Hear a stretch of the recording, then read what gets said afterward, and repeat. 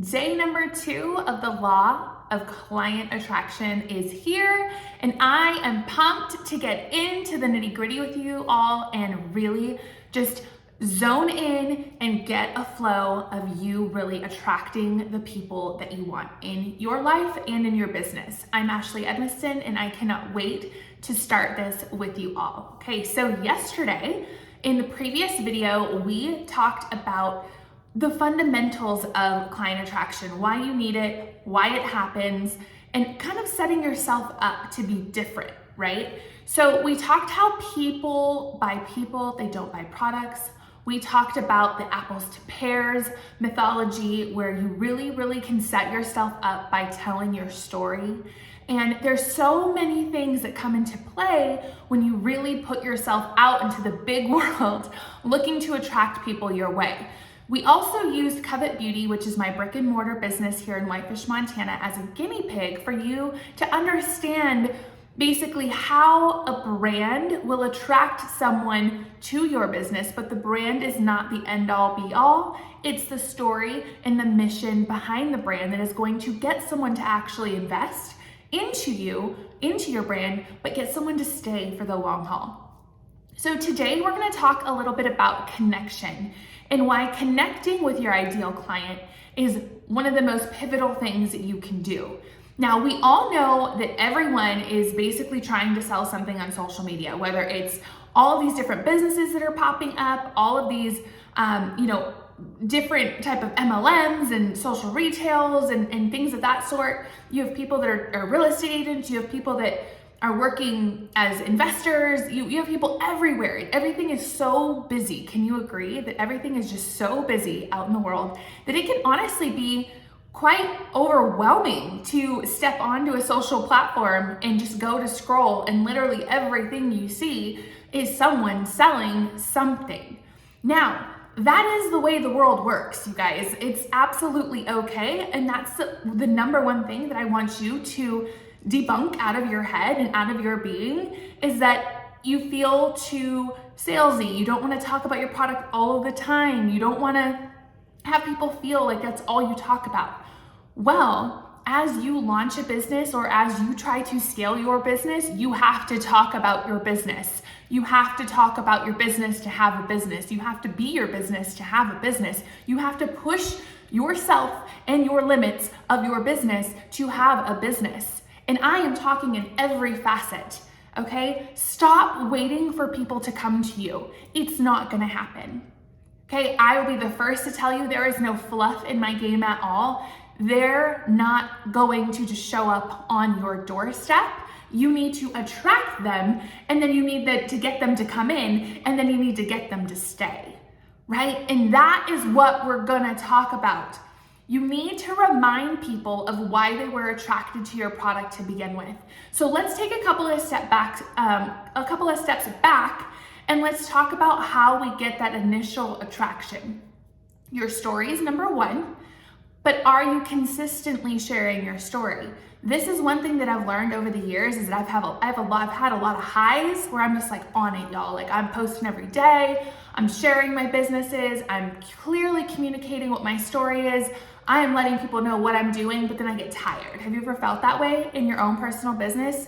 You get tired, right? Your consistency slows down. You're not sharing as much as you used to. You maybe are like, well, I said that yet last week. I said that last month. I can't say it again. You're wrong. You have to be working and serving your business as if you have 10 new people showing up that morning. Okay, you have 10 new people here learning, wanting to know more, wanting to connect, and wanting to invest into you. But if you're worried about what you said last week and you're not willing to go over it again, you're going to lose out on the people that are just seeing you for the first time. So with that being said, remind people of the basics of why your product is amazing. And here are 3 tips that are going to be huge for you to kind of set yourself apart. And we're going to use Instagram as an example. So Instagram has some really cool features right now that you can utilize for your business. So what you can do is you can actually pin 3 posts to the top of your grid. And so what I want you to do is I want you to go curate 3 posts that have to do with your business, and I want you to pin them to the top of your page. One of them being start here, FAQs, product collection, whatever it is that you're selling that's obviously for a company that has a tangible item, put them there. If you're a real estate agent, about me, current listings, post number 3 is the Flathead Market. There are so many different ways for you to connect with people, because when they interact with you and they land on your page, you don't want it to be confusing.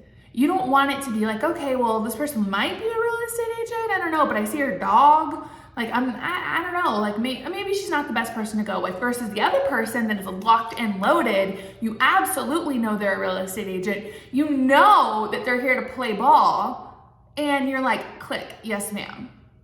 So you have to constantly be serving the audience, not serving yourself and your own insecurities on what you might have said last week, or what you posted last month, or you posted something and it didn't really click and you got 0 likes. Well, hey, sometimes the algorithm just sucks, right? Okay, so the next thing that you can do, number 2, is the way that you connect with people and you get them into your world.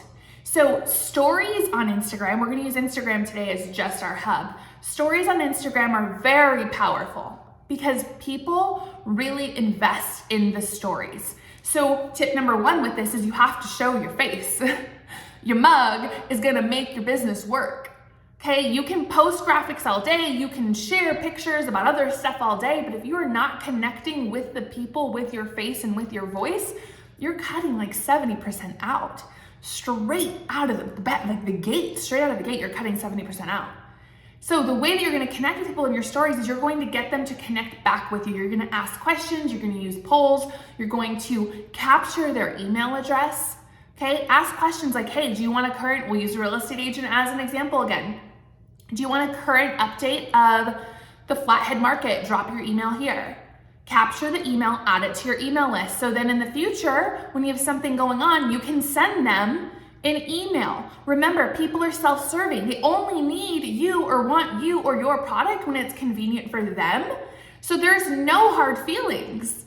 There's no hard feelings, because when someone subscribes to my email list, it doesn't mean that they want my service right now, but they might 5 years from now. Okay, I have people that I've worked with online that I literally have had just in my social space. I connect with them, I follow up with them, whatever. That literally have never invested in anything, and then until recently have they stepped into my arena. Don't ever discount someone, or don't ever put someone in a box based off of their engagement with you. People are self-serving and they will only utilize your services when they need them. So don't forget that, okay? You have to build a business, because the way that people interact with you when you build your business, you have to build your business in a way that people know your doors are open. Okay, again, going back to the real estate agent with a picture of her dog on her profile, I'm not saying that you need to niche down 100%. I'm not really a fan of niches. You guys know I hold a ton of glass balls in my arms every single day. I love doing different things, but you have to have a separation. There's no way you're gonna run a successful business mixing your personal stuff in with your business stuff. So you need to make that adjustment, and you need to make that decision whenever it feels right and is right for you. But you need to make that decision on how your audience is going to connect with you. Okay, are they gonna look at the real estate agent that has it all together, that's a fluid, everything's seamless, like she has a message, she has a purpose? Or are we gonna look at the real estate agent that has a couple of posts of houses, some dogs, some random recipes? You know what I mean? There's a different way about it, and there's a different way for you to stand out higher than the rest. You guys know that my number 1 goal is for you to stand out at least 10 to 15% more than the rest, because guess what? People, the 10% more, there's not many of them there. They are crowded. And this is how I've been able to scale multiple businesses, is by laying the foundation, being the extra 10%, shoot, let's say the extra 20%, and blowing everyone out of the water. You can use this theory in any business. This can apply to a business where you're selling a tangible item, or to yourself, a person that's a real estate agent, you're an esthetician. selling yourself and who you are. That is how you're going to get clients attracted to you with, let's do a drum roll, number 3, the third tip, consistency.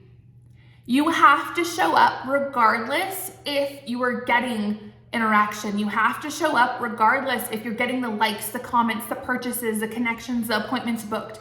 You have to show up regardless, because again, remember, each day when we open our eyes, we are here to serve the person that wasn't here yesterday, right? The people that are in your current world that maybe have not committed, you have to ask yourself why, okay? And we're gonna get into that in day number 3, the actual why are they not committing?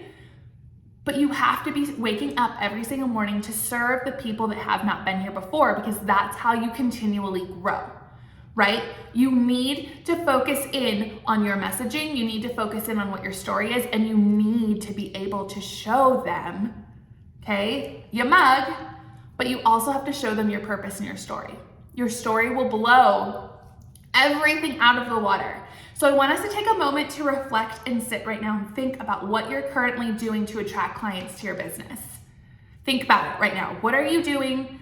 Are you hearing some of these things that I'm saying and you're like, oh yeah, that's kind of me. Oh, I've been doing that. Or, oh, I can definitely improve. I can improve. We all can improve. This is what growth is. This is what scaling is. You're continually progressing forward to be better, to show up bigger, and to secure more legacy for yourself. That is the difference. All right, we will see you guys in day number 3.